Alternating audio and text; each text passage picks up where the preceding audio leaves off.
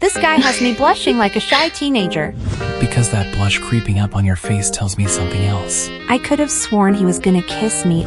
I stood there shocked, wondering what the heck had just happened. I don't know how much more of this I can take. I'm officially at my wit's end with these people.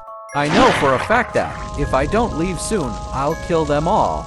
I'm currently committing deforestation in the woods just to lose all this anger I have. That damn alpha whom I refuse to call my father is tempting me and doesn't realize he's playing with fire. He had the nerve to reject my mother twice, and that infuriating old man acting like he's almighty and king of the world. Talking about my mom isn't worthy to be his son's mate, while they are the ones who aren't worthy of my mom. She is the strongest person I know. She is my rock, and I don't know what I'd do without her. Which is why I refuse to let anyone hurt her, however. I can't touch anyone here because I know Mom wouldn't like me snapping these people's necks one by one. I was about to drop my 20th tree when my grandfather's voice popped up in my head. Alessandro, could you come to my room, please? I need to talk to you. I'll be there in 5 minutes, Grandpa. I'm in the forest. My heart hurts every time I think about my grandpa's situation. I can't believe Grandma left him.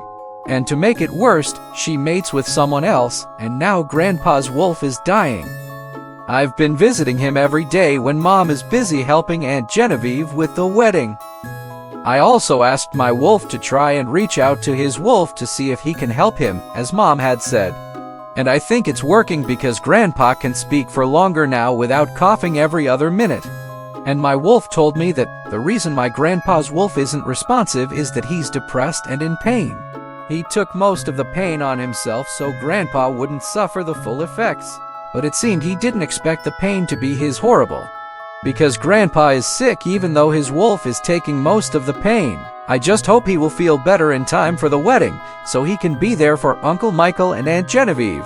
I was so engrossed in my thoughts. I hadn't realized I reached the pack house until I heard Uncle Michael call out to me with, "Hey, Alessandro, wait up." "Hey, Uncle Michael, what's up? I was just gonna go see Grandpa. He said he wanted to talk to me." "Oh, okay, well, I won't keep you long then because my dad isn't a patient man. I was just wondering if you were okay. I know you were really angry when you went into the forest." "I'm fine, Uncle Michael. I just needed to blow off some steam, and I did. But you should worry about yourself more than me. I can smell the anger that is still rolling off of you. This must be hard for you because you're stuck between your alpha and your sister. Plus, I know you blame yourself because you invited us out here. But I just want to tell you that neither Mom nor I blame you for any of this. So you shouldn't blame yourself either. We love you, Uncle, and we would have come whether you invited us or not." I chuckled at the end. "Thank you so much, Alessandro. I needed to hear that, and you are right. I'm still about a second from losing my shit and slaughtering everyone in this pack house. But I know Rosalyn would skin me alive if I did." "Now that is true," I agreed while laughing. I continued my journey up the stairs to Grandpa's room after talking to Uncle Michael, and I was surprised to see him sitting up straight. "Hey Grandpa, how are you feeling?" I asked happily that he's at least able to move. "Honestly, Alessandro, I feel a lot better than I've ever felt before since your Michael, Genevieve, and Rosalyn's wolves have been reaching out to my wolf and helping us out of our depression and easing our pain. I'm truly thankful for what you guys have done for me, and now I'm able to at least sit up by myself. I know it's not much, but it's progress," he replied happily. "It's no problem, Grandpa. We'll do anything for you. And being able to sit up by yourself is a great amount of progress in such a short time. I'm proud of you, Grandpa," I told him as I hugged him. "So is your progress what you wanted to talk to me about?" I asked, taking a seat at the end of his bed. His face fell instantly when I asked that, and he responded with, "No, Alessandro, I wanted to talk to you about what's been going on with Rosalyn and the Alpha.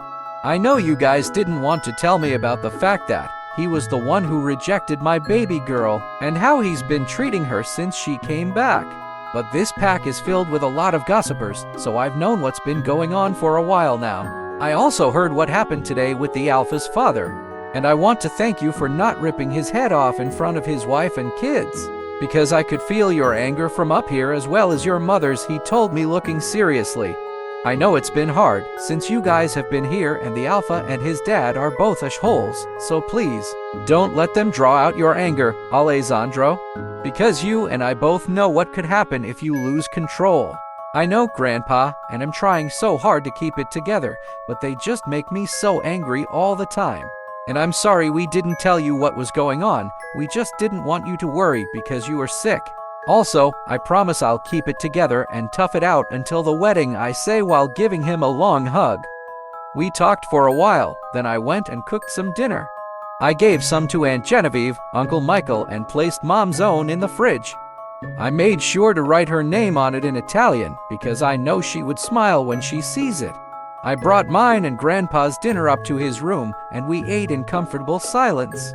After some time, I heard Mom contact me through our mind link. "Me Bambino, are you okay? I haven't seen you since you went to the woods." "I'm fine. Mom is with Grandpa, we're having dinner. I left some for you in the fridge in a blue container with your name written on it," I replied. "Okay, thank you, my baby boy. I love you." "I love you to Mom," I told her before she cut off the mind link. After having dinner, I left to take a shower, as did Grandpa.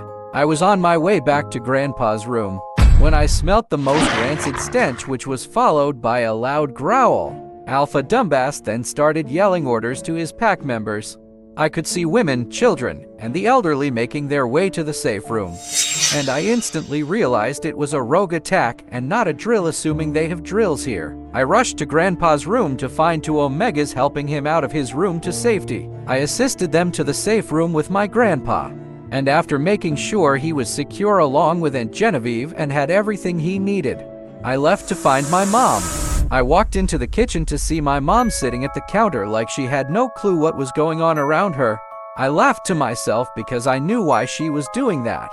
You see, my mom isn't the type of person to rush into a fight unless necessary. But she also doesn't run and hide when a fight breaks out, either because she's badass and she knows it. So I wasn't surprised to see her sitting on a stool nonchalantly. I walked up to her and kissed her on the cheek before saying, "Hey mama, what's up? Are you okay?" She replied, "I'm okay. The baby is your grandfather secured in the safe room?" "Yes ma'am," I answered. "And before you ask, the safe room is up to standard, so you don't have to worry about him. I checked it myself." "Good to know," she told me, smiling. Our conversation was interrupted by an alpha dumbass when he saw us sitting in the kitchen, talking away as if weren't in the middle of a rogue attack. "What the hell are you two doing here? You should be in the safe room." "Excuse me?" Mom asked with her eyebrows raised. "Oh, this won't end well. Last I checked, safe houses are for people who can't defend themselves, so why in God's name would I go there?" "Look, Rosalyn, I don't have time for this, okay? The rogues are advancing towards the pack house, and I'm just making rounds to make sure all my pack members are safe," he says, rolling his eyes. "What an ass!" "Good, so carry on with your check, because last I checked we weren't a part of your pack and we can take care of ourselves," my mom retorted. "Oh really? Then if you're so great at fighting, then why aren't you outside helping with the rogues?" he asked smugly. Mom laughed while saying, "Well, Alpha, the last we spoke, we both agreed I wouldn't get involved in your pack business, so I'm doing exactly that," instantly shutting him up.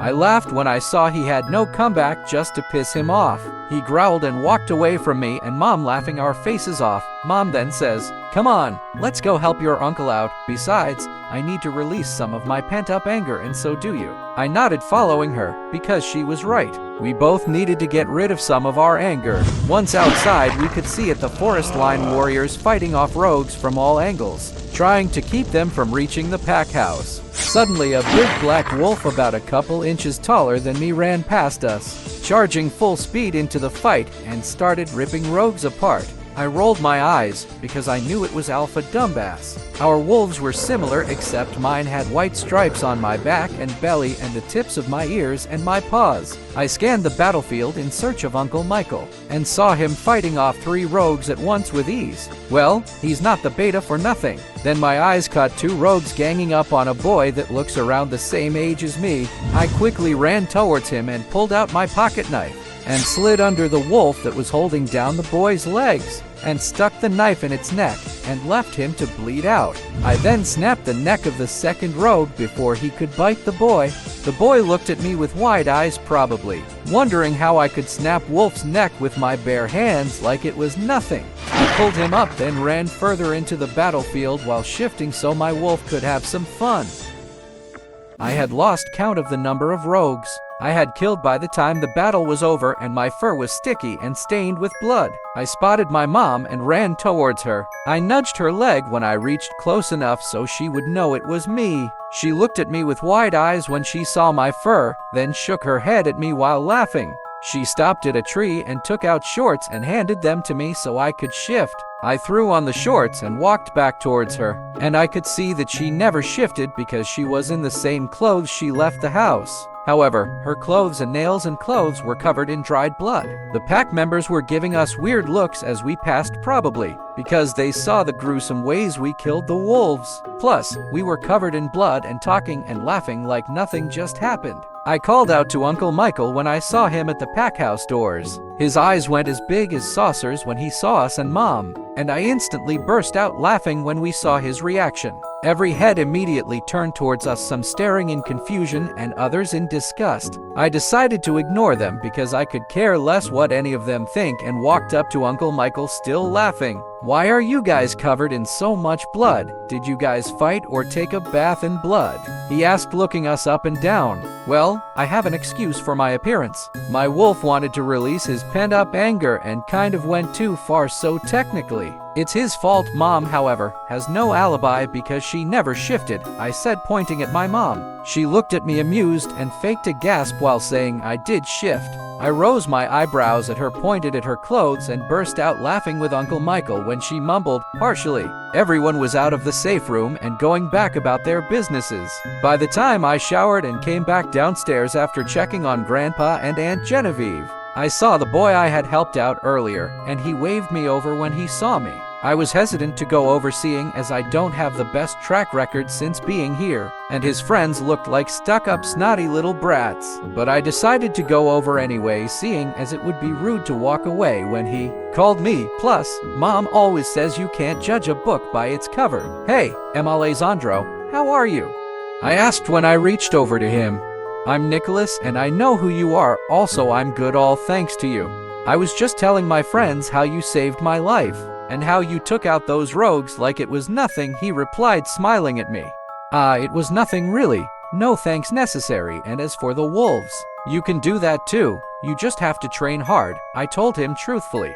"Yeah, but I watched you throughout the other fights, and you gotta tell me who taught you all those kick-ass moves, dude. You were like a ninja assassin out there," he said, beaming at me. I chuckled at his antics and said my mom was the one who taught me how to fight. His eyes went wide in disbelief when I answered him, and all of a sudden, everyone looked at me in disbelief.